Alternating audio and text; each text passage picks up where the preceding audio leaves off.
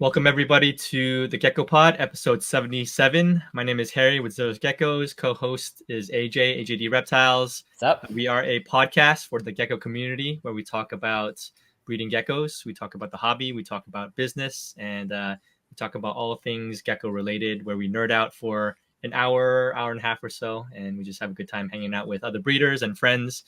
Today we have Nick at HKD Geckos. What's up, Nick? How you doing? What's up?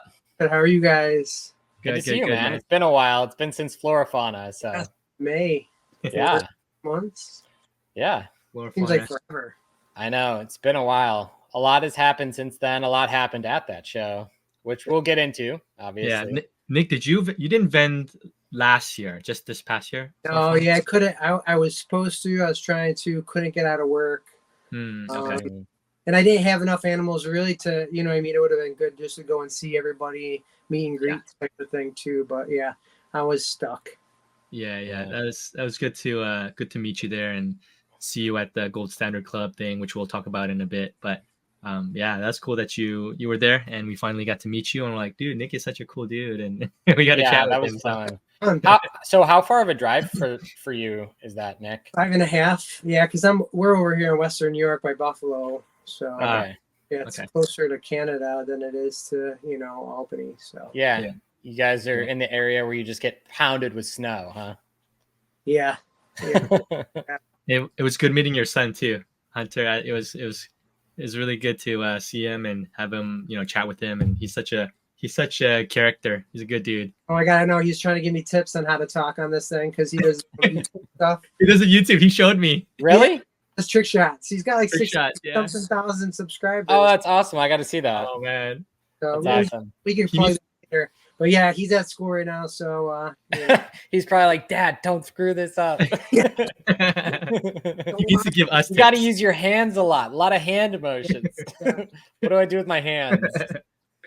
Oh yeah, no, he's a good dude. It was That's really funny. nice meeting him as well. So he's Yeah, a good- when I was talking to you guys at your booth, I think I said this to you when I was standing there, but I'm like, man, he reminds me a lot of me when I was, young, when I was Full of 12 or 13. Well, just like the passion for the animals, and like he asked some really good questions. I was like, oh, like it was kind of taking me back to when I was first starting going to shows with my dad. And that's so awesome. He's a salesman, and he's better at talking to people than I am. So it's like, just to like watch where he goes from here is gonna be pretty cool.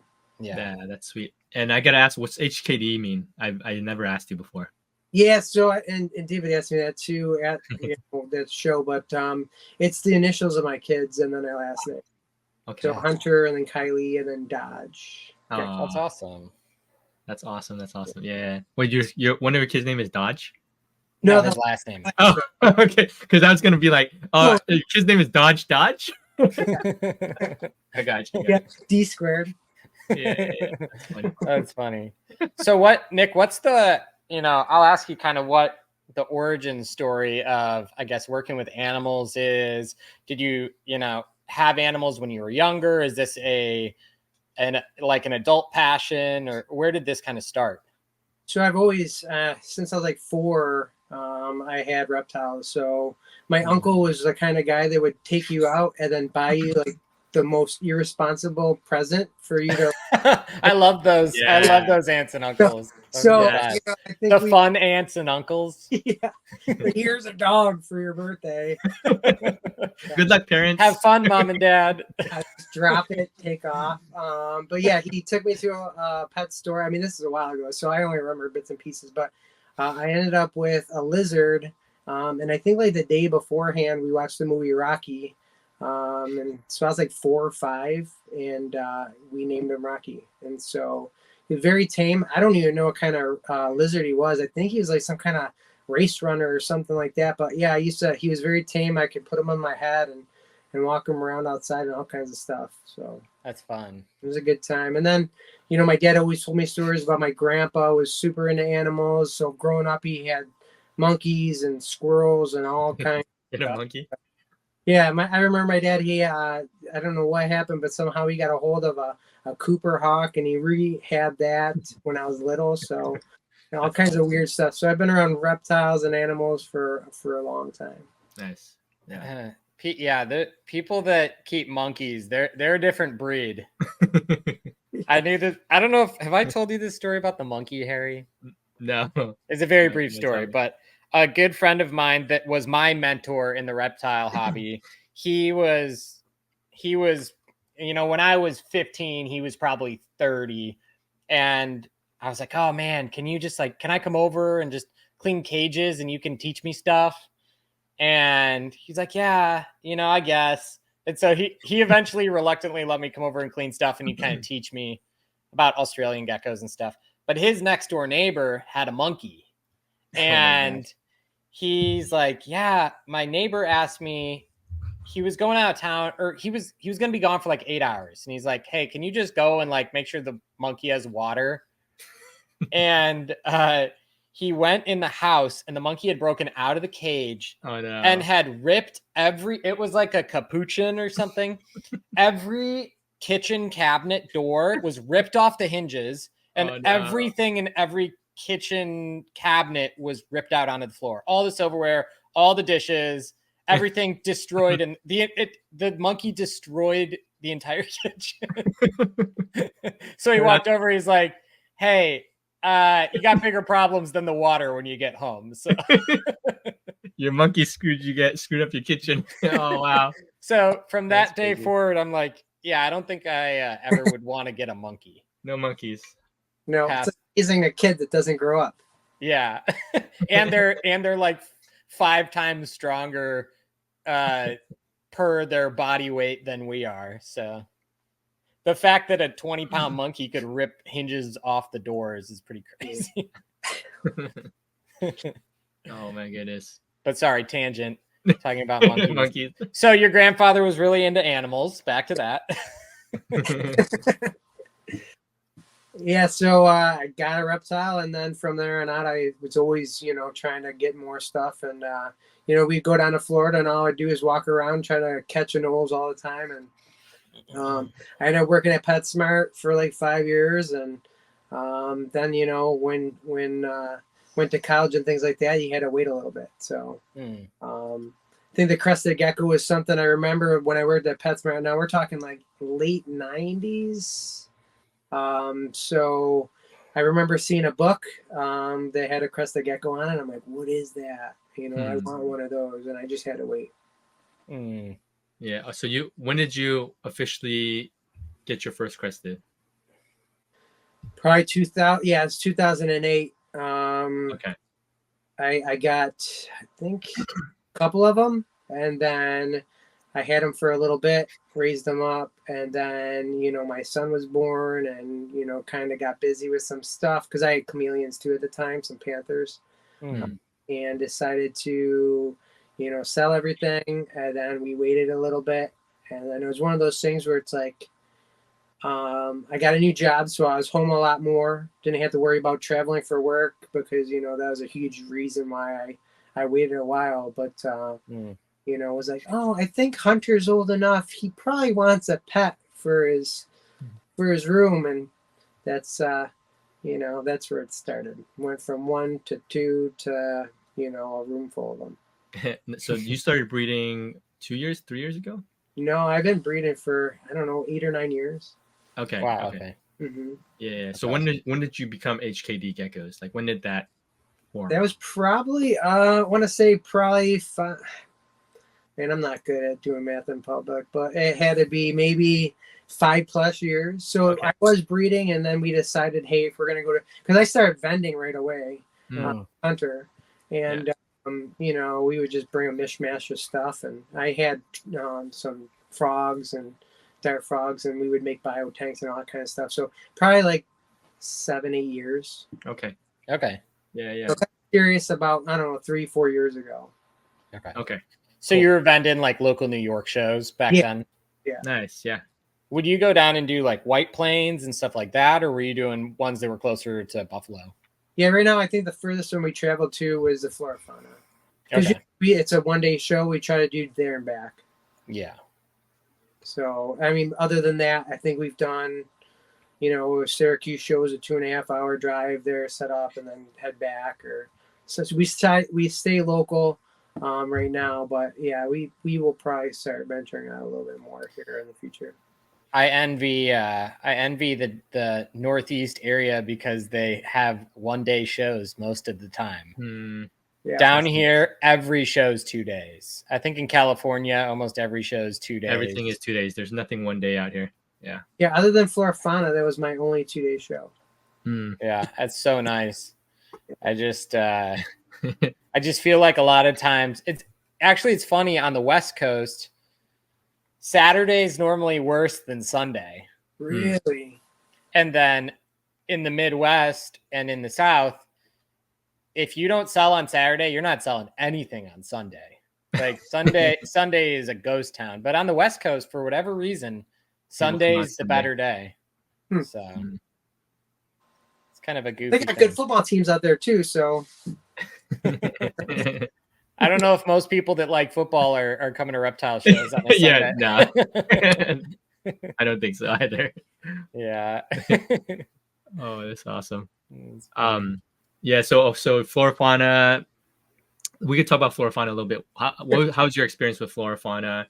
I know it's a small venue, very intimate, but how did you enjoy the show? And then we can lump that in with like Gold Standard Club, because we had Gold Standard Club that met for the first time there to kind of run that competition. And so, how was your experience with Flora Fauna? I loved it. It was a good time. A little nervous going there, trying to figure out, how is the show going to be? You never know what to anticipate when you go to those things. Is it going to be a lot of vendors buying from each other, which ended up being more of a networking and vendors buying from each other. But that's where you get the good sales, right? Those and trades and everything else. But it was a lot of networking. Just got to meet a lot of people that you see, online all the time and everything else. And I had a blast. Hunter had a fun time too as well. Yeah. So how did you hear about the show? Was it just from social media or people you followed going to it the year before? Or? No, we got invited. Gabby ran into us probably the first year. So she went out to Rexpo, which is a huge reptile show here and about an hour and a half away from here in Rochester. Okay. Yep. So she ran into us. She bought a couple geckos from us, and then she invited us to the first show. Nice. And we didn't have enough to vend in the first show, so I couldn't see it being worth it for us. I was still kind of building my brand. And then the second show, of course, I had work. So the third, thankfully we were able to do it. Yeah.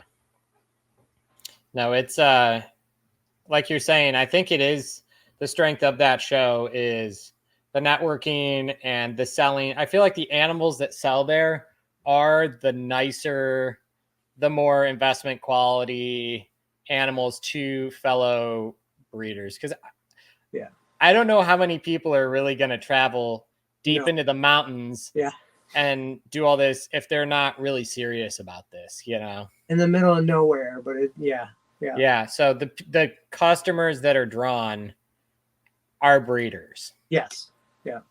Whether they've been there or not, or they're just coming out there to see what it's all about. Yeah. That's where you hold all, the money that you're willing to spend or your taxes until that show. Yeah. Yeah. That's kind of the, bring the fun money to that show. Save up. Yeah. A lot of people will hold their investment quality animals for that show, just to kind of probably a combination of, because they know that's where the customer that would be interested in that is. And I feel like it's kind of a flex too. Yeah. Like that's kind of the spot to show out and kind of show off what you've got.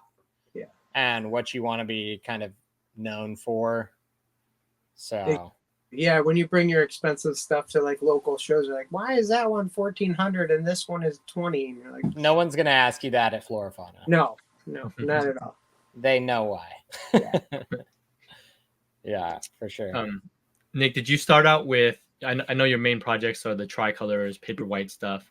Did you start out with that? I mean, I know you started a while ago, but in terms of your brand, once you started building your brand, was your main stock of breeder stock, or were they just tricolors, or did you have something else before that? No, it was a lot of pins. I think I was looking for that 100% pin back in the day type thing. But it all progressed towards that. I like tigers, so I like the colors. The high white, the orange, and the darks. But it ended up being, I wish I could do it all over again. And so try to fix some of the mistakes you made along the way. Oh yeah, you made a lot. I made a lot too. So you buy something that's nice, the nicest you can afford, and then you breed it off, and then you keep the good ones, and then you just keep going. And it was kind of it was a marathon, not a sprint for me. It took a long time to get to where I am now, but it's like find the nicest stuff that you like, put it together, see what it makes, and keep going. Just as a side conversation that you just had, is it possible, do you think, as a new breeder, not knowing anything that you know now, is it possible to like have a completely, like you just have the best stock right off the bat and then you don't make too many mistakes? I'm just thinking like, and the reason I asked it is because I think almost all new breeders have to go through that. You just have to make a ton of mistakes. You have to go through the fire to come out the other side. Yeah. It's like sometimes people will buy things and then they'll show like, hey, I bought this and this and this. I'm like, oh, I wouldn't have bought that, knowing what I know now. But, you just don't know. So is it possible? I don't have a good, like a big brother kind of guiding you along and saying, hey, like this is what you need to do, or like here's a blueprint of where they're trying to go. But nobody really knows where they're trying to go until they almost get there. Yes, that is true. That's true. Yeah. And I do think that there's a certain amount of, even if, say, like Harry, if you would have started and said to me, hey, I'm only going to do things you tell me to do. Yeah. The thing is, I could tell you, okay, you should buy this gecko and breed them together. But you'd even find out now, until you breed that pair together, you don't really know exactly if that's the right pairing. Even if they look visually like the right pairing, you might pair with a different female that's lesser and make better offspring than this other pairing, depending on what traits are present and how they interact. What's kind of blocking or covering another trait that you do want to express. And so I think that there's still, even if you made all the right decisions in buying, you would still have to work out the kinks of pairings. Yes, absolutely. Yeah. Is that what you found too, Nick? Like what was your process as you kind of went through it, you just said? I try to find the nicest, cheapest stuff I can get. And then put that stuff together. So just till recently, I wasn't buying over $1,000 geckos, to pair. I was buying, if somebody's got a table full of nice stuff, and you're like, that one they're smaller, and it's probably going to be as nice as the other stuff, and it has the same genes, So, and I did that for a while, and that's kind of how I got to Smokeshow, to be honest with you. Okay. When I always, young, small, not that expensive geckos, it turned out to like help produce that. Wow. I'm just wondering how much of that was, what were you like tracking lineage? How did you get to that we'll just like on a budget, right? Like not the highest prices. Like what's your process in getting there? Because we do know that Smokeshow has some Emily Burke lines, right? Yes. Yep. Yeah. So, and her stuff is typically a little bit pricier.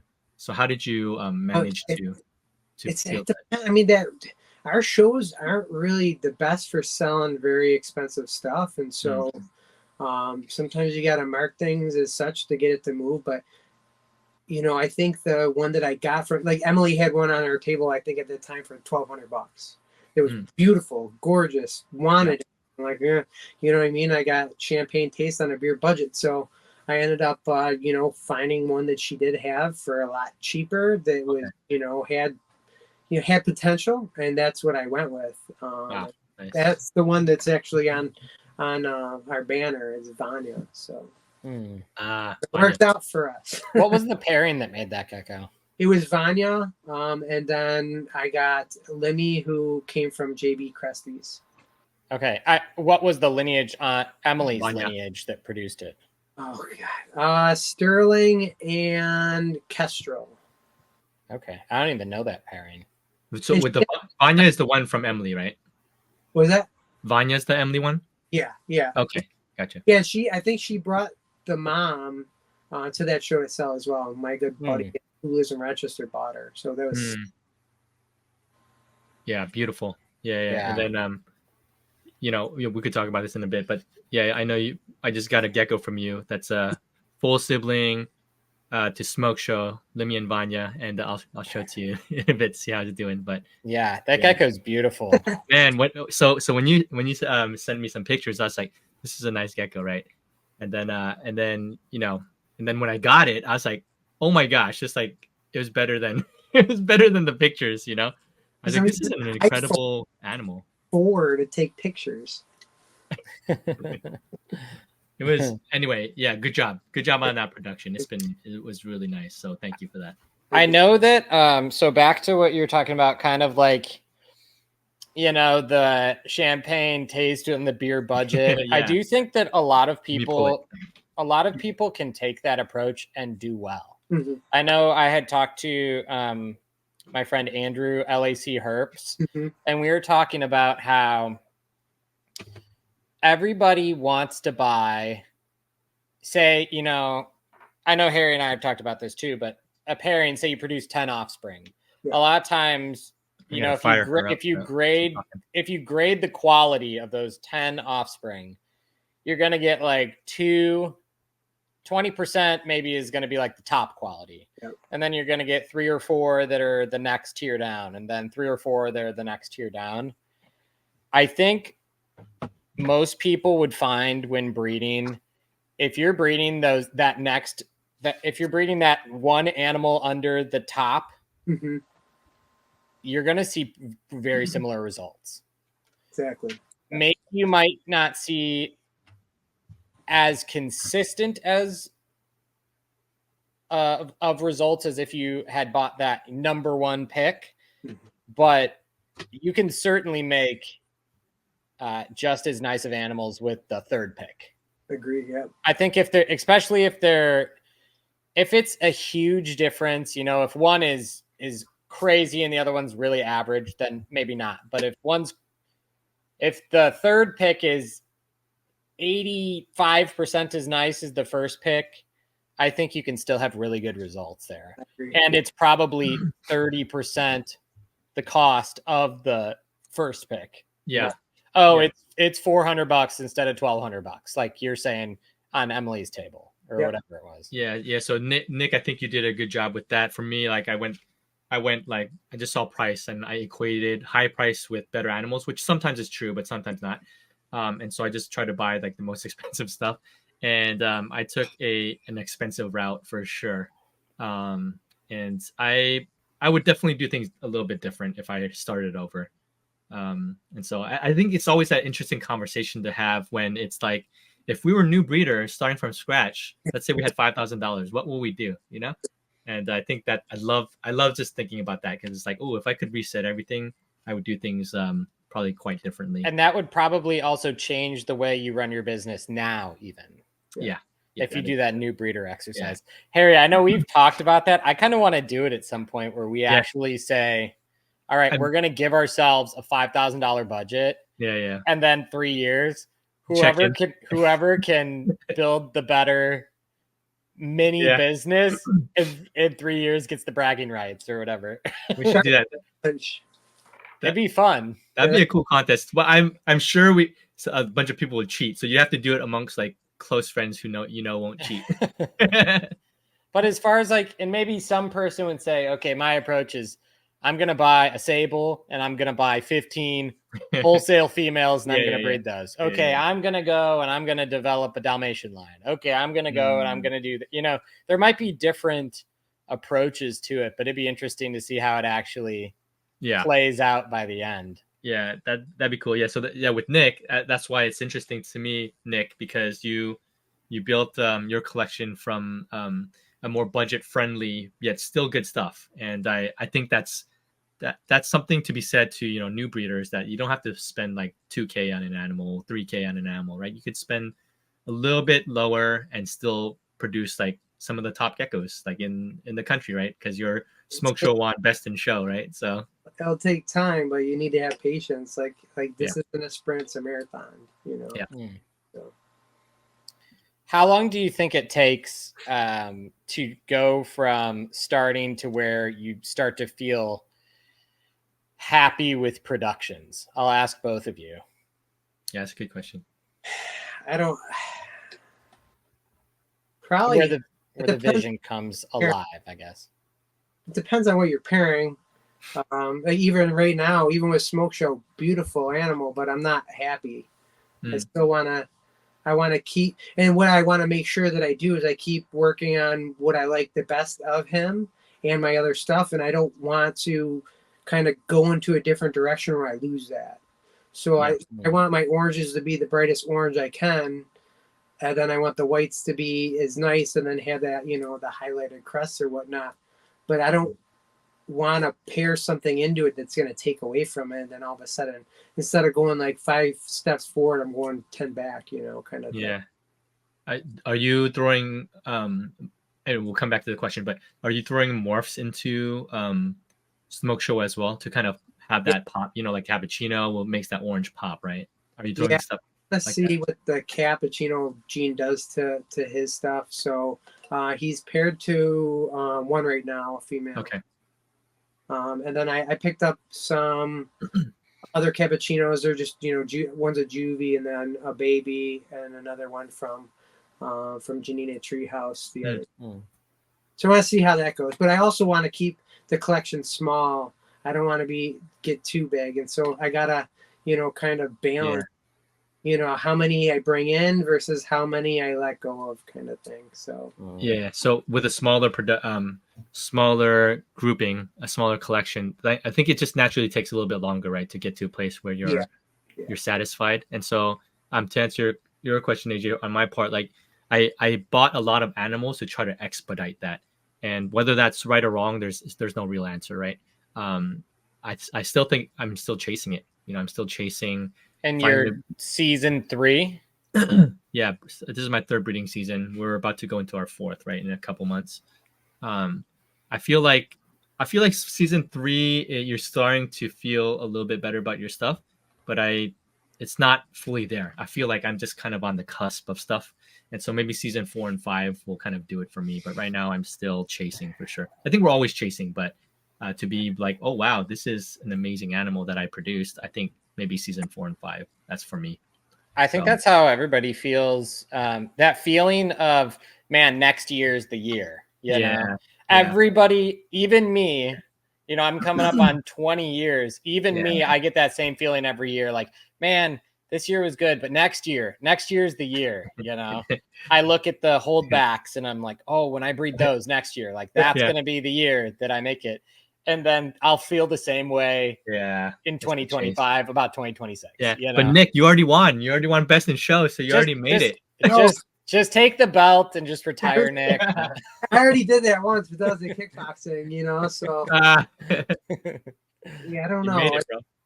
It's one of those things where you can't be, if you're happy, like what are you working for, right? So you got to definitely try to improve upon it and be like, okay, well, like even with Smokeshow babies right now, they're small and I don't know what they're going to turn out to be like. So I'm like, I hate the waiting. And it's like, well, hurry up, grow quicker. I want to see your colors pop. So this is your first season with Smokeshow babies? Yes. Yeah. Okay. Gotcha. Nice. That's fun, man. That's exciting. Yeah. We just had, today I had Toxic Ooze, which is a female that was super excited about. I paired him with, she was like late to lay this season, but 2 of the babies just hatched out this morning. So nice. Yeah, Harry, do you want to pull a picture of Smokeshow just for reference? Keep talking to Nick. I know we keep talking about this gecko. We should probably show the people what we're talking about. If they don't already know. So. Yeah, keep talking. Keep chatting. I'll pull it up. So Nick, we'll talk about Gold Standard in a second, but I actually judged Gold Standard as well. I didn't judge tricolors, so I didn't judge your animal. But what was your takeaway from kind of the experience of maybe registering for that, bringing your animal, kind of how the judging went? Walk us through kind of your experience with David's Gold Standard. Yeah, I thought it was a great experience. You know, everything was ran perfect, real professional, real easy. You know, the instructions that he gave us, you know, was pretty simple on what needed to be done. You know, the only, you know, thing that I had is that people were coming up to my table and like, oh, I want to see Smokeshow. I'm like, he's in the back. So But other than that, yeah, no, it was a good experience. I'd do it again. That's awesome. Yeah, it was easy. It was you know, everything was. There's a lot of behind the scenes work that he had to do, and you could tell. A lot around for them, but for the contestants, you know, you paid a small entry fee. You brought your gecko in a deli cup, and you know, it got judged, and then you got the gecko and the results later. You know, the only thing that I think was, you know, and this is just, you know, for me, is it was the first show where I got my name out there. And so being newer and kind of a smaller breeder, not a lot of people like knew me, right? And so you have people that come up to my table, you know, see some of my stuff and hesitant to buy anything because I don't have that name out there, right? At the end of the show is when they got announced that I won, and I think more people would have come over. Just unfortunately, sometimes name does, you know, help sell your stuff. I wonder, do you feel like you've had increase in interest in these animals post that contest? Yeah, absolutely. Okay. So then it did what David intended, which was to maybe take folks that are newer or less like established in the public eye and elevate them based on the quality of their animals. Absolutely. 100%. So I think that it did what he wanted. Yeah. It got people reaching out to me, wanting to be put on the list and for Smokeshow babies. And you know, I'm hesitant. I think the plan right now, and everything changes, but you know, the plan right now is that I'm gonna hold off for a little bit and see how they progress, and then possibly maybe bring them for the first time at Flora Fauna. Right now, I mean, the plan could change 100 times. Even all this Limmy Vanya pairing is like incredible. It produces such nice stuff like Smokeshow. Yeah. You know? So yeah, I think that's like that's a pretty good money pairing for you too, in terms of like it just hits so many nice, that paper white tri, orangey tri contrast stuff, you know. So yeah, if you can recreate Smokeshow like even further and develop that line, man, that'll be so amazing. What kind of stuff are you, Nick? What are you crossing into this line from others that still matches the orange you want, the head fringe, the white? Is there other pairings out there that you feel are accomplishing that same look that you're trying to acquire offspring from? It really depends. If I see something that's on there that I know will do well, you know, a lot of times tricolors or high orange, or I have him mixed in right now with Emily Burke had a extreme with some bright orange, and they just popped the baby out of them. Is that Toxic Goose? Is that the one? Toxic Goose that came from Enzo Reptiles. Oh, okay. That has a Rialto lineage. Oh, so it's got Rialto. So it's got Sable lineage. It does, yes. Interesting. Wow, yeah, it's beautiful. I mean, just your stuff in general. But sorry, keep going. The orange is very saturated. Yeah, I have almost too many Limmy and Vanya holdbacks.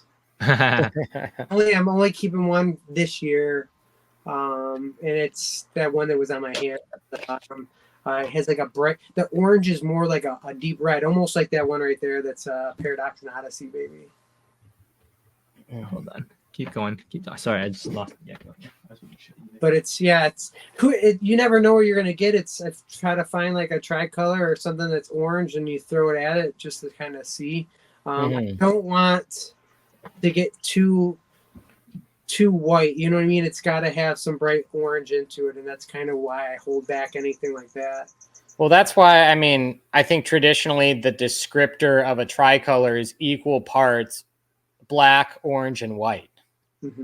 Is what I know as the original kind of what is a tricolor. It's equal parts orange, white, and dark. I think now it's accepted that there's yellow secondary pattern tricolors, where it's yellow, black, white. But it's equal. The goal should be like equal distribution, where one doesn't shine over the other. Exactly. If you look at Smokeshow, he's got more white. Yeah.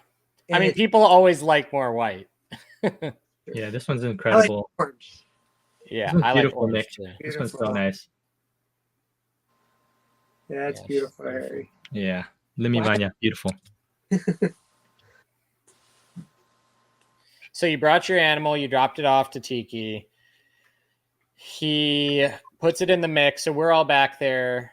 I can walk through. I'll tell you. I don't know if I probably mentioned it a little bit on another pod, but Yeah, basically how it went was there was, oh my gosh, I wasn't in there the whole time, so I don't know the total number of judges. I think there was maybe five of us total that judged. And basically there was, before even the show took place, David had sent us some documents talking about maybe some of the standards that we were going to be judging off of and getting our feedback on, what do you think about this? What do you think about, snout length? What do you think about the tail? How do we judge the tail? If it does have a tail, doesn't have a tail, has floppy tail, has, all these different things. And so we had kind of worked some of that out before the show with David, with giving some feedback. And then when we actually got there, he had basically a sheet that had basically rate this on a scale of, I'm going to butcher this. My memory's so bad. It was either 1 to 5 or 1 to 10 on all these different categories, 10 different categories. So basically the animal could score 100 points. It could score 100 points. So it had to be 10 1 to 10s. And it was broken down by like body structure, eyes, color, tail, pattern, all these different things, right? Even demeanor, or the animal's personality or attitude was judged too. So if the animal is the absolute psycho, if it was a psycho when you're trying to hold it, which is a little bit unfair because you have no control over that when you travel with an animal, but so we basically went through, each of us looked at a gecko. So you get one gecko handed to you, and David would say, okay, this is in the category lily white. Okay. So you don't know who the gecko's from. You just know this is a lily white, and I'm judging it on these 10 criteria. So then we'd go down the list. Okay. First you look at the eyes. So we'd look at the animal, take it out of the cup, look at it. We're looking at the eyes, and okay, we're looking at then the next one was like crest, and crest was or maybe it was facial features was one. So that was like the eyelashes and kind of just the look of the face. Was it proportional, and all these different things. So basically we went animal by animal, category by category, and anybody who had, I know the Salzmans, they had Geckos geckos. They had geckos entered in certain categories, and so they couldn't judge those categories, obviously, because of bias. So some category that they couldn't judge, I and somebody else judged, or 2 or 3 people would judge each category.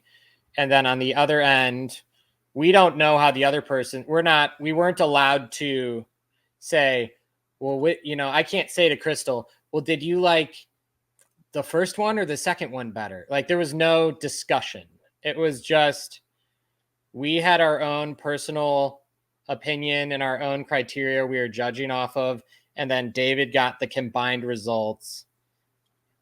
And that was what led to the winners, which I think was a good way to do it, because there was no, I wasn't going to sway Crystal, oh, but this one, if it's a tricolor, it should probably be orange, not yellow. Or she might not think that way. She could think different than I. And so I think it is good that it was there. At one point I had asked some question to David, and he was kind of like, nope, zip, I can't tell you what to think, basically. Like that has to be a decision you make up in your own mind. So I'm like, all right, that's fair. To try to have enough of diversity of opinion where it evens the playing field as far as the scoring. Exactly. Because if you just have a bunch of people that think exactly the same, I don't know if that would be the best scenario. Yeah. So makes sense. Yeah, I ended up after all was said and done, he sent me this scorecard, so you got to see like, how he ranked, judged. I think he did get. He's got a good temperament, but he did get nicked on one of those, and I forget exactly what it was, but he didn't get on that one. What did you get all the individual scorecards or just like one scorecard that was the full, like the total tally? I don't remember. And I think I have it behind here, but I have to take the banner down to look at it. Oh, you're good. But it might have been 3. Was it 3 people that looked at the same gecko? So it might have been all 3 scorecards. Did you have comments on any of your scorecards? I think so. I know so there was a section next to each. So if say there was those 10 different categories, if I scored something under a 7 or under a 6, I would always write a comment. Okay. So like if for whatever reason, like, head structure, the animal had a real narrow head, I would write, head structure is narrow, minimal crests, and I'd, score at a 6 or whatever.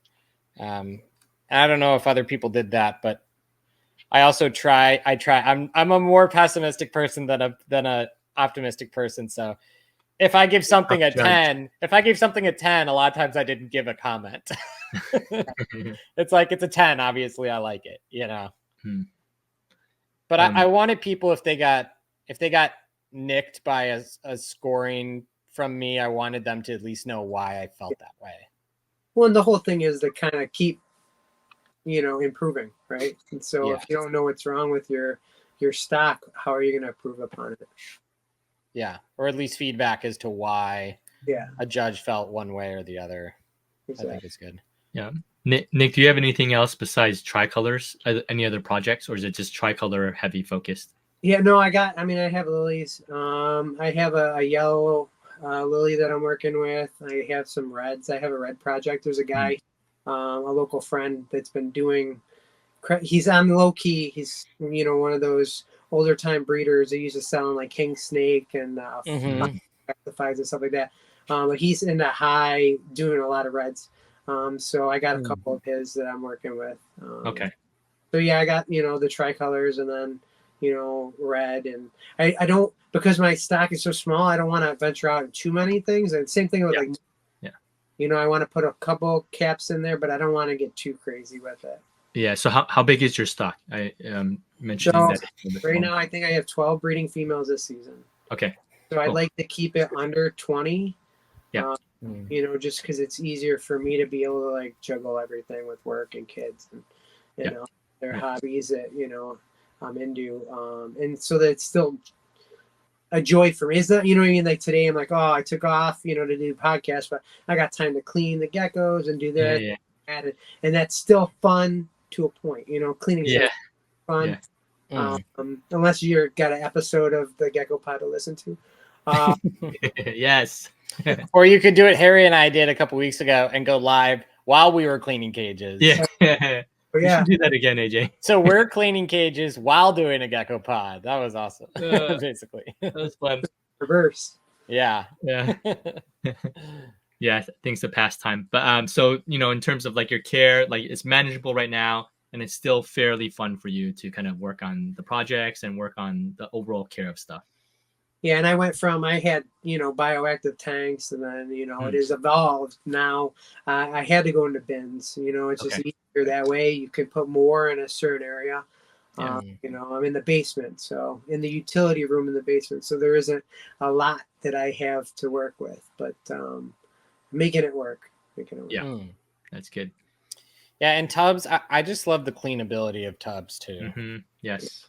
Yeah. And being able to monitor the animals more closely than when they're in a bioactive, and Exactly. You know, you can't be looking at fecals and stuff when they're Exactly. in a bio. So.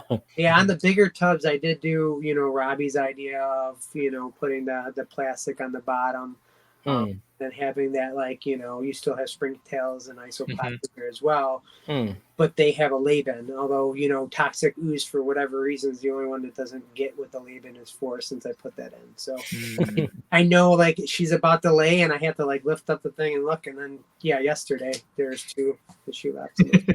That's funny. Oh no. Yeah. Females. Yeah, I think I learned this from AJ. All my females are all just on paper towel in a lay box. It's just easier that way. Yeah, for me, the paper eggs. The paper towels are a pain. Yeah, it is. It is. The mold and everything else is harder to control for me that way. And I have a whole bunch of springtails that I culture anyways and isopods. So I'm like, why not? Yeah, for sure. For sure. Yeah. And that's the good thing about what we do is everybody's context is different. So everybody's application of the tools that we have is different. Mm.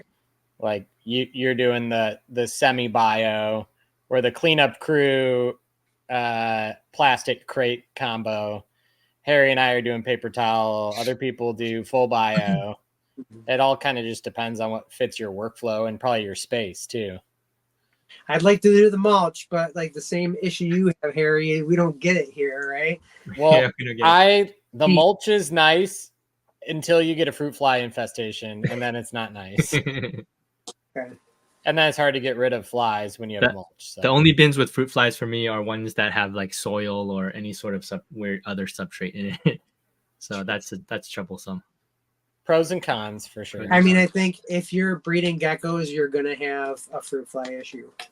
Yeah. I mean, you have a bunch of open fruit and high humidity and, the perfect environment for it. You got to learn to live with it. It's also like with crickets running around down here all the time. Yeah. It's so weird now. Harry, yesterday this morning I was laying in bed and I looked and there was a cricket crawling up my wall. Oh no. And I'm like, because I moved all my animals to a building outside my house. Yeah.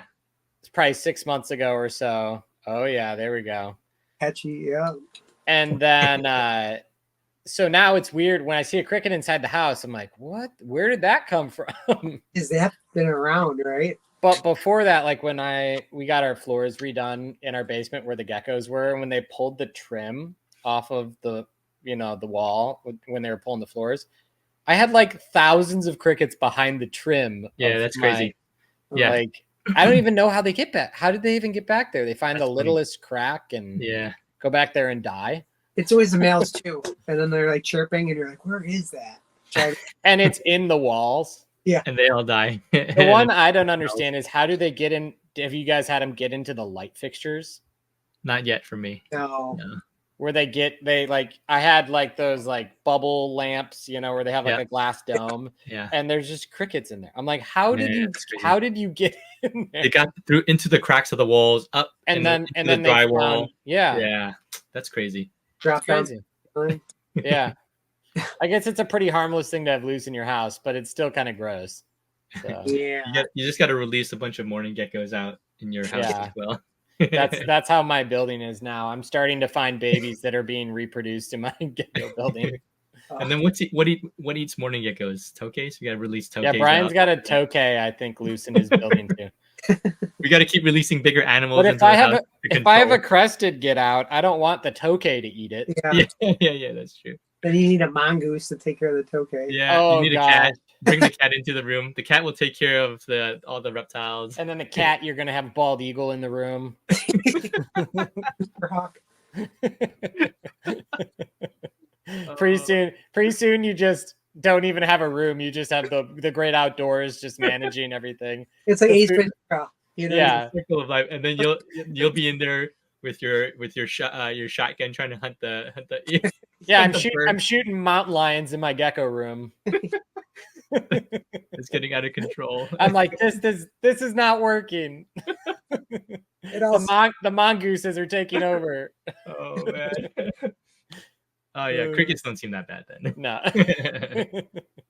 Oh, that's awesome. Yeah, that's funny. Nick, so I'm actually really excited to see what comes of your smoke show and lily white stuff. I think that'll be pretty great, pretty cool. I only have 2 so far, and they're Okay.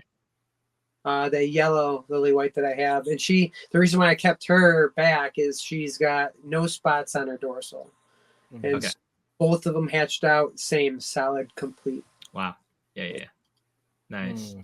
Future projects wise, is it you're gonna just continue to build on your tricolor? I know you have some reds you mentioned, but you're just pretty. I would say I don't know if you're gonna like give a percentage to whatever percentage is. You would probably do pretty heavy tricolor for the long term, or anything else you want to do? Yeah. I mean, I probably get into sable at some point in time. I'm not totally. Yeah. I like to see how that changes, like the browns and the other colors too, with that bright white. But I've seen some nice ones with orange. So anything that's going to help the orange is really where I want to go. But I don't want to go Halloween. It needs to have that white as well. So I got a nice baby that I got from Noah Bounds in the beginning, like right after Flora Fauna. It's like almost like a orangey, like a yellowish orange male. So I'll probably be pairing that to any of the Limmy and Vanya females that I have held back. And some of the other stuff that's not going to smoke show or whatnot. Kind of going from there. So but yeah, probably 90% of my stuff's going to be some sort of tri. Yeah. And then the other stuff, we'll see what happens too with that. That's cool. I think sable could possibly be good. The only thing I worry about is, and Cap can do this too, where the orange looks really good for like a year or two, and that seems like the orange. I mean, that kind of happens in normal tries too, where the orange kind of dies out. Not all of them. Like not all of them. To like hold it, like Limmy, unfortunately, he doesn't look like a tricolor anymore, but Vanya still has that bright orange. And so I want to be able to keep that going, so it doesn't, after 3 years, then Yeah. Is Limmy on here? Was that? Is Limmy on here? If you go up to the top, you'll see. Oh, yeah. If you go in the highlights and you see the pairings, you'll see like when he was in his prime. I think it's over. Here it is. Limmy. Okay. Yeah, he's out of Whataburger, and I can't remember the other ones. Yeah, he's pretty. And that was, remember JB Cressy's, like her website? That was like the best. You just sit there and play it all day long. And like, I'll take 4 of those. Yeah. Yeah, that's pretty. Yeah, her website was definitely ahead of its time. Yeah, because it would have the picture of the baby. So like one side, the other side, and then down below it'd have the parents. So you kind of could just click on one picture and you got all the information you wanted. Yeah, that was nice. Yeah. I know she has some geckos still. I don't think she breeds a whole lot anymore. No. I see her at Tinley. Yeah. Yeah. I think she's doing lychees too.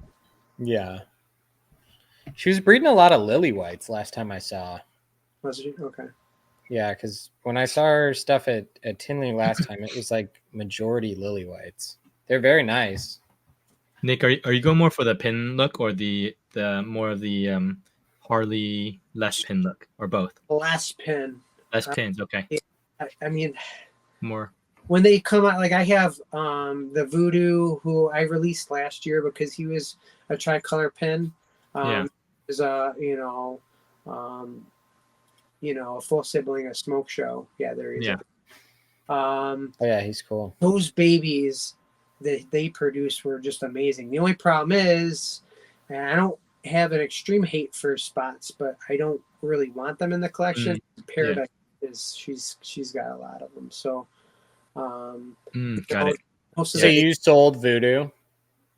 Yeah, I sold. Yeah, one of my local friends, has been stalking Voodoo for 2 years when I first had him, and I figured, Smoke Show's, I want to keep the collection small, and Smoke Show has the same lineage, and I mean, honestly, he's a better looking gecko, so I'm going to pair all the ones that I was going to pair with Voodoo with him. So Genesis looks just like Limmy.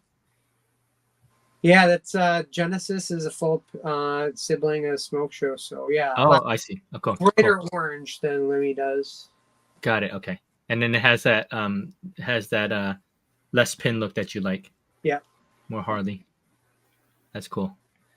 Yeah, like that. Nova produces whatever he's paired with, some real nice oranges. Mm. Yeah. Is there a secret? I know a lot of people are looking for that like high contrast orange. Besides, is there a secret to getting that besides having that stock already and just like repairing certain things, or how do you keep the oranges brighter? I just keep adding more orange into it. So like I'll go on Morph Market, or if I see somebody, has a high tricolor with some nice orange for sale, depending on the price, I'm gonna try to reach out and try to obtain Okay. the collection. You see fine animals with like really bright orange. Yeah. Like Hidden Valley, I remember before I bought Nova, I was looking to add another male, and she had one like, hey, this one didn't sell at a show, and I'm like, how much? I want it, and then she sent it to me, and yeah, that thing's some of the babies that I got right now that I'm holding back are from him, and super orange. Yeah, that's awesome, man. Like I think one of them right now is one of my favorites, is the one on top on that picture. I nicknamed him, or I called him Buffalo Sauce, because he's got that that hot sauce color. Yeah. Yeah. Weird, orange. Yeah, this is pretty. Yeah, this is the look you want. More head fringe, more white, very orange, and less pins. Yeah. Now I don't know if he's got enough dark, to constitute as a tricolor, but I think most people would give it the pass. Yeah, I would. Because if I enter him next year, I don't know what category to enter him in. Best in show. I don't think that David's gonna say, "Oh, it doesn't have equal parts. You can't enter it." Most people are calling things tricolors that don't even have like orange. Yeah. I do see I'm like, there's no orange in there. What if it has like has orange tones, but not like a bright orange? Would you consider those tries? I'd have to see it. Okay. Yeah, because some things are just like more yellow than orange. Would we? I don't know if we consider those tries as well. Because I don't know. I'm not a tri specialist. Yeah, there's like the one that I got from Noah. It's got like almost like a yellow, but it does have a little bit of orange. But even just getting that in there, like imagine having a tricolor collection that has like bright orange, red orange, yellow into it. You know what I mean? Like just, that'd be fun. Yeah. So you were talking about building a brand. Just going back to that, I know for smaller breeders like like us, rather than those that have been the OGs like AJ, LEC, all those guys that have been here a long time and whom a lot of people know about. For newer, smaller breeders, like yourself, what have you done, and what are some tips that you have found to kind of help propel just your name? Besides, obviously the Gold Standard Club. If we didn't have that, like, what would we do? Well, how do we put ourselves out there? That is putting my face out there. Like a lot of times, like because of the fact that the business is named after my kids, I usually, when I put a post out there and like, we love this gecko, or look at our, you know what I mean? Because it is named after them and it's a part of theirs. But I think you have to have good product. You have to have great customer service. You need to be personable, and you need to be, able, if someone's reaching out to you, you gotta, don't blow them off. It should try to get to them as quick as possible. Provide good customer service. Provide a product that they want, and then don't misrepresent that product. So, if you're taking a picture of something, what they get on the other end should look exactly like that, if not better. And it took a little bit, you know what I mean, but you keep getting better, so you're putting money into it. So whether it's marketing or coming up with a name, and then design, or logo, business logo, that kind of stuff, is every day I'm trying to get better, and I'm trying to improve this business or hobby, one step at a time. So I go to a show and it's like, okay, you look at other people's displays, like, okay, what did they have that was cool, and then ask if you can use that same idea, or every show you're trying to provide something that you didn't have at the other show. And I never want to say no to a customer. So if somebody asks me, hey, do you have this? If I don't, I want to be able to tell them where they can get it. Or I don't, but I have this other option. Is this something that you're looking at, kind of thing? Yeah. I want to be like that go-to person that people, go to. And then if people have questions, or they need advice or whatnot, like I want to be the person that they come to. Even at a show, if somebody's coming up to me, talking to me for an hour about care and what they need and everything else, and then they come by later with a gecko that they got at somebody else's table, I still want to be able to provide them with good customer service, because even if they don't buy from me, like, you want that animal to thrive. Right? Yeah, for sure. You just want to educate people to be better breeders and caretakers. Well, we're all, it's like there's a baton that one person hands to the customer, and then like we each keep taking the baton and taking a little bit further down the road of educating and equipping and helping new customers. Exactly. And we're always learning how to do different things. And, you don't stop learning. And so you need to be able to help other people, learn from your mistakes. I know, Harry, you always talk about you've done everything the hard way, yeah. Right? But this is true. But that was like your way to figure out, okay, why do other people do this? You had to see that, how long it took, or how difficult it was to figure out the best way of doing it. And I think, what we learn, we could pass that on to others, so that they have a shortcut, and so their animals thrive and their animals are happy, and that's good for the community as a whole. Yeah, I think it's interesting. Like, even if someone says, "Oh, don't do it like this because of XYZ," I'll still do it, because I have to experience the really why. And then, for me, it's more educational. It helps me to know fully why this works and why this doesn't work. And then I can share that. And then if other people make that mistake, they can go through that cycle again. But it's very interesting. I'm not sure why my mind operates like that. But you tell me like, "Oh, don't buy this animal and don't pair these two," I'll still do it. I was like, oh, well. No, that's cool. Yeah, so I do think, as newer breeders, smaller breeders, it's important to kind of get yourself known. But even if you don't, I feel like if you go to shows and you have good animals, I think the animals eventually will speak for themselves. If you have like really poor stock and you're just like flipping stuff, you're buying wholesale stuff left and right to flip, I think you can't. It's very hard to maintain like a top business that way. You can't really. Like, you just have to have something that you have that other people want, and you have to improve on that. And rather than I don't know, being like slimy in terms of marketing, I think you just show your animals and people will be like, "That's awesome," and they'll share it, right? So yeah, just improve your stock, work on awesome animals, and I think eventually people will notice you. And just be patient, right? I think patience is huge in this hobby. And you got, if you're doing money, you gotta love what you're doing. But if you're doing money, find another hobby. Yeah, seriously. I mean, I think the money aspect is important, and it's a place where you can build up to, but you have to be patient. And this is where that 5-year minimum kind of a thing. Yeah, and this is where the love of the animals will sustain you into that 5-year mark, where you'll begin to roll in some income. But until then, most people flame out after 1-2 years. They'll spend like $10,000 on an animal. 2 years later, they're out of the hobby. We see it all the time, which is crazy. And I'm new too, and I see that. So it's a lot of the morph chasers too.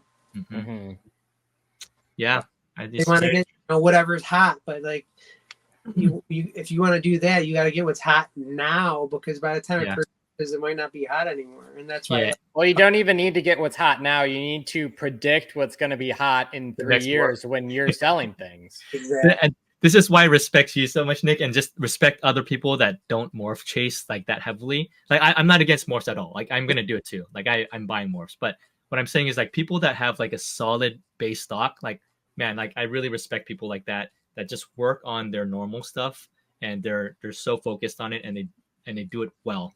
And I think we need to show more and more new breeders that, dude, you can build a really good collection and not just do morphs. A lot of people just do morphs, which is a little bit crazy to me, but Well, for me, it's like, okay, if I have nice stuff and then somebody has a morph, maybe they'll buy it for me to pair to that morph. Exactly. But if all you have is morphs, eventually, like even like the lily whites, they're kind of dropping in price too.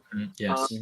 I don't want to have 1,000 lily whites, so I only end up usually keeping like the females. So later, like if I buy a cap, now I could add that into it too. And I'm also at the point where I'm trying to stay below 20 females, so I got to be very, very careful what I add and what I keep. So yeah.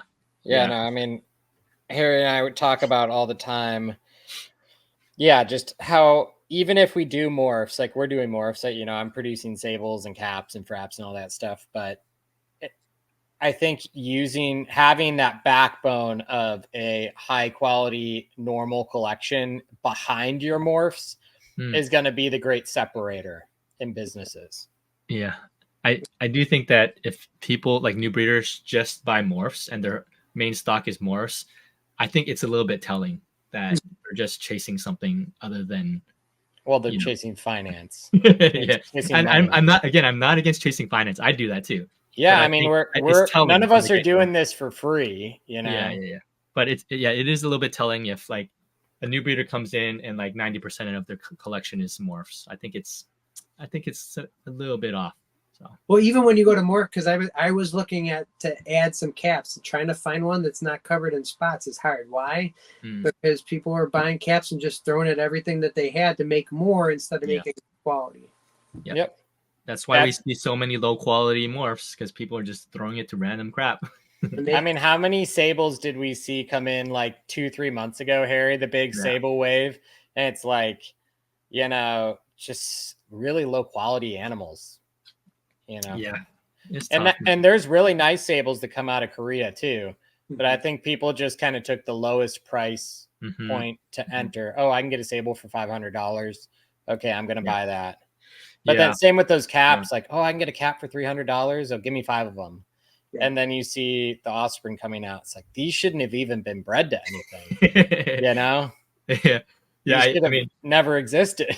I mean, like I recently bought a couple of sables. It hasn't come yet from Korea, but I still paid top dollar because we're still looking for the best stuff, right? We're not just dumping into like random stuff. But again, like it's that budget, also friendly thing where you find and have that eye where you can pick. Like kind of Nick chose a few things and he did a really good job with that, right? And so it's that balance. There's always a balance. There's not one way to do it. So.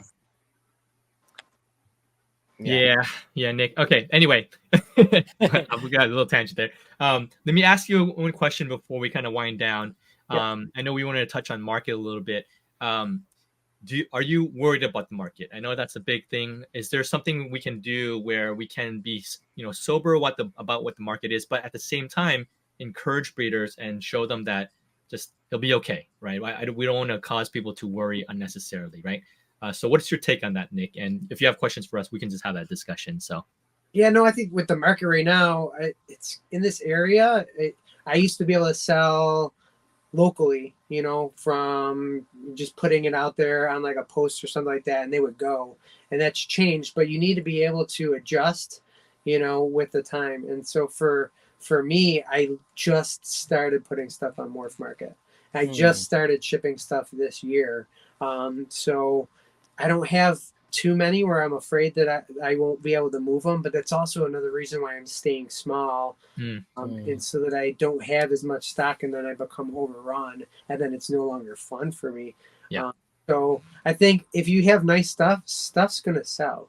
I think when the market's like this, if you have low quality animals, like that's where you're going to feel it. And then it's like that trickling effect where you start selling, caps cheap, and then it's going to affect everybody else. So I think the market, I think when I started, because I ramped up a little bit from what I was doing,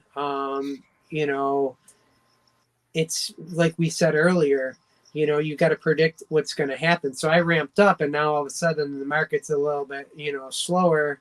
And it's like, well, okay, I don't want to get too crazy because you need to be able to predict what's going to happen. But having nice animals, advertising it right and having good customer service and working on your brand should help. It's not going to be as easy as it was back during COVID, but at the same point in time, quality will speak for itself, like you guys said. Mm-mm. And maybe you have to, take a couple bucks off and whatnot to move something, or just wait a little bit. Yeah. What are you guys finding with that? I know you guys are doing Palm Street and all that stuff, same thing, always adjusting and trying to, change your ways and add new things. What do you guys see for the next couple months? I'll let AJ. I think that for me, like Palm Street has really been the way I view Palm Street is that is the place for people to buy animals that are more affordable, that are, I view it more as like a virtual local show. Gotcha. Okay. Like it's kind of how I slot it in my mind. And sure, occasionally you might sell $1,000 animal, but it's very rare. Like that's not the norm. And the only thing you're going to sell at $1,000 is going to be an Xanthic lily white that should be $2,000, So I think that's kind of the way I view Palm right now is imagine if you went and did your local, Buffalo show, or I went and did a Raleigh Repticon or whatever. I view it as basically that on the internet. Okay. Is kind of how I'm thinking about the price point and what I'm doing there. You have to do a lot of, on Palm Street, there's a lot of education and people asking questions and being able to kind of do what you would do at a show where people might come up and ask, why is this one more than this one? Or what do they eat? Or what kind of a cage should I buy? When can you pair them? Yeah. And so there's a lot of, not in a bad way to say this, but hand holding, kind of teaching and walking people down the path of kind of how to take care of the animals and what to look for. And so that's kind of how I view Palm. I don't view it as the place where you go to sell your top of the top stock. Okay.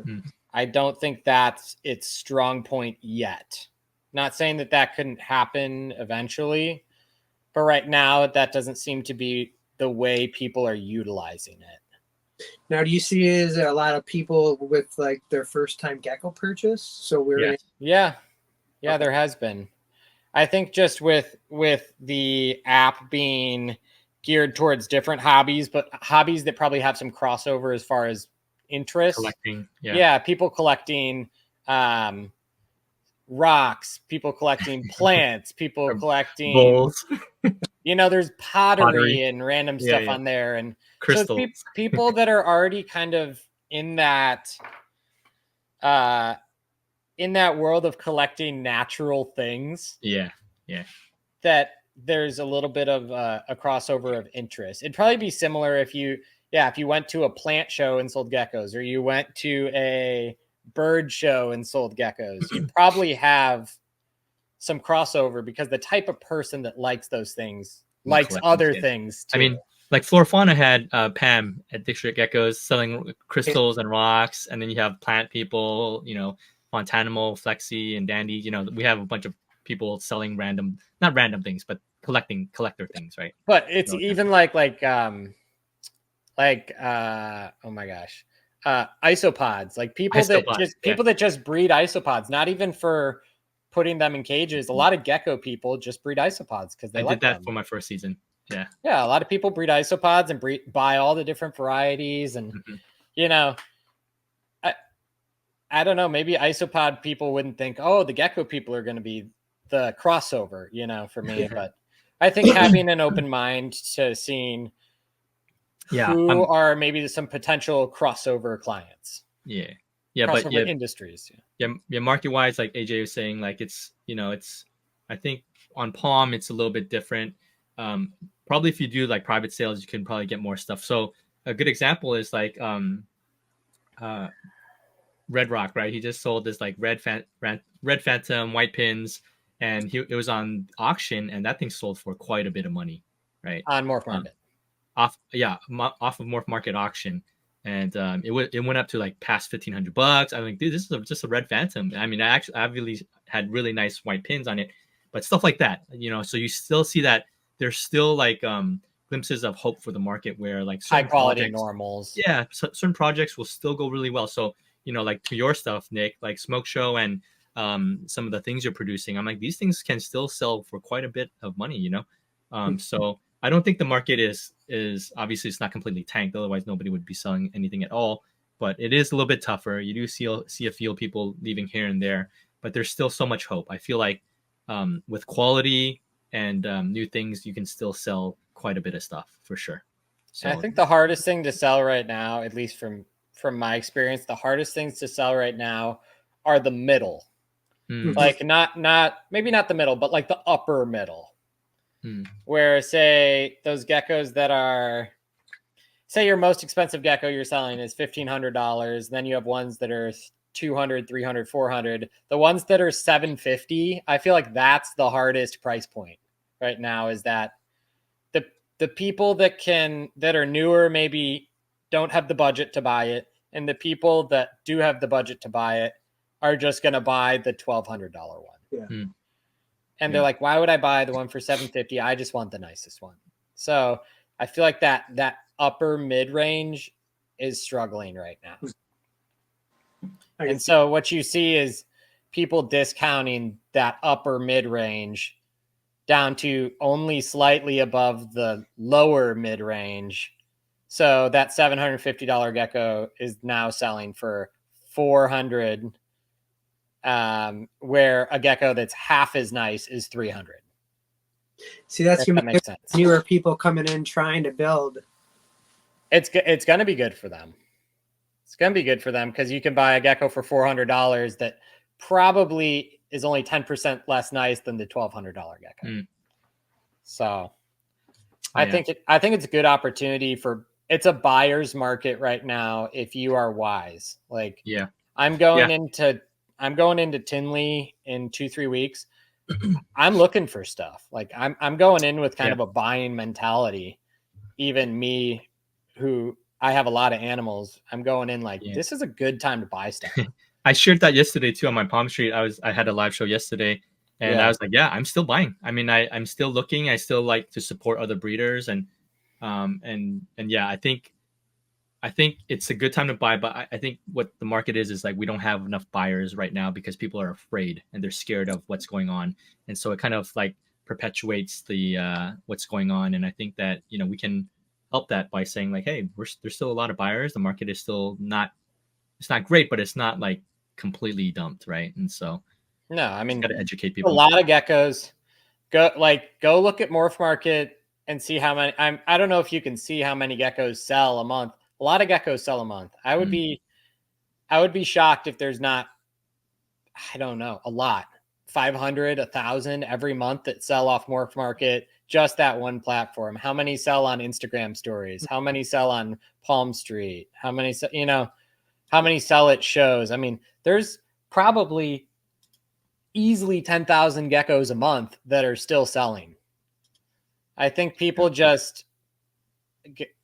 were very accustomed to there being such a fever of buying, where you post a picture, you just post a picture on your story, boom, it's sold. It was never like that before, and now it's just back to not being like that. It was never like that the last 15 years, and now we're just back to how it was in the past. Yeah. Are you having a hard do you find that it's a little bit hard for you in this market, or are you just holding stuff anyway, Nick? Where are you at with that? Yeah, I think it's well, since I just started putting things up online and stuff like that, and then I have shows coming, I don't know if I have enough to really bring to the shows. So I try to bring, I don't know. I have where I could put 24 deli cups in a thing, and I think I'm below that right now. So then I started looking, okay, well then what do I really want to keep back? And but I'm trying to sell things that are like between 10 to 20 grams. So I've been wanting to hold more things grow them out to kind of see, because there's shows where you bring some, and I brought some too, Flora Fauna, and I had them marked really low. I won't tell you how much, but and then I get them now, and I'm like, I wouldn't even be happy if I sold that thing for like $2,000. So it's you know, I realized like maybe I need more bins, and bigger bins so that I can, Hold read longer. and then decide, you Yeah. know, Yeah. who I want to keep and who I should let go. And I Yeah. think it'll be the same thing with the Smokeshow babies because I don't know what it's going to look like. He hasn't produced for me before, so I don't know how things are going to turn out. And I don't want to sell something small and then somebody's showing me a picture of it 3 months later and I'm kicking myself. Yep. You know, That happens. Yeah. Yeah, for sure. For sure. Cool. Yeah. So, as we kind of close out, like and we shared this a little bit already, Nick, but, we always ask, like, what are some of the main breeder tips or, new breeder tips and advice for someone coming in or kind of starting out like we are, like, what is something that has really helped you to kind of establish yourself and to work on your projects in a nutshell? So we can just close it out with that. be like a sponge and learn as much as you can from people who are willing to give you good information. If you can find somebody in the hobby that, is answering your questions and there to help and provides good advice and they take you under their wing, try to find that. Like Harry, you had AJ, kind of help you out with everything. And so that helps. And then, always be willing to learn and you could always learn from somebody and then don't get into this for the money because, it's going to be a short run. We're seeing a lot of that because a lot of people got in during COVID and they're like, oh my God, this lizard is selling for $500. I'm going to buy lizards and I'm going to sell lizards. And that didn't work out. You need to be doing this for the right reasons and because it's a passion of yours and you love it and, for the care of these animals so that they thrive, but then it's also when you're buying things and you're buying inventory, have an idea of what route you want to go. And that can change, you could really like pinstripes and then it turns into, harlequins or that kind of stuff. And then, just have a mindset or a future plan and then just keep running with that plan and modifying it and changing as needed. But it's all about enjoying the journey, right? Yeah. And the destination. So kind of like us, are you happy with what you're producing? Yes, but I'm excited to see what happens next year. And that, when you're always looking forward to something, it gives you, that motivation to keep going forward. And you got to stay hungry. Gotta be humble, gotta be hungry, and that would be my advice. That's awesome. That's awesome advice. So Nick, where can people find you in the next handful of months? Are you vending any shows? I saw we have animals on your morph market, so people can go out and check out that. Yep, I got a couple animals on there. We have a show coming up on the 28th of September. Okay.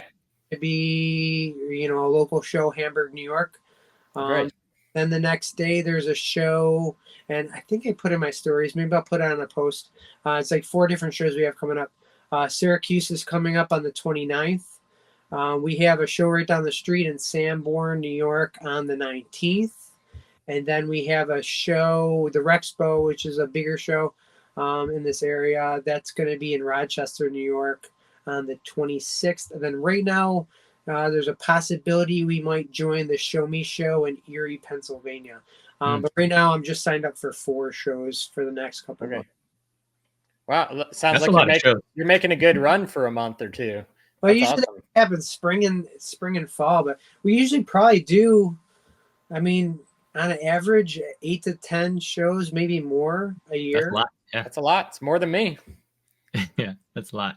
Well, it's not selling as much, and so a lot of times we go to shows, but I also do the bioactive tanks and you can sell that stuff locally. And so I have to keep doing the shows so that he, has his ability to sell stuff. And my daughter's been making some jewelry to sell now. Nice, yeah, that's awesome. I love that. Get them out of the house, get them. Yeah, yep, that's good. That's the best, man. Good parenting right there. Yeah. Well, thank you, Nick. Make sure you hang out here after this. But guys, this has been episode 77 with Nick at HKD Geckos. Make sure you go give him a follow, and we'll be back soon for episode 78. Awesome. Thank you, Nick. Appreciate you, brother. Thank you, guys. You guys appreciate it. See you.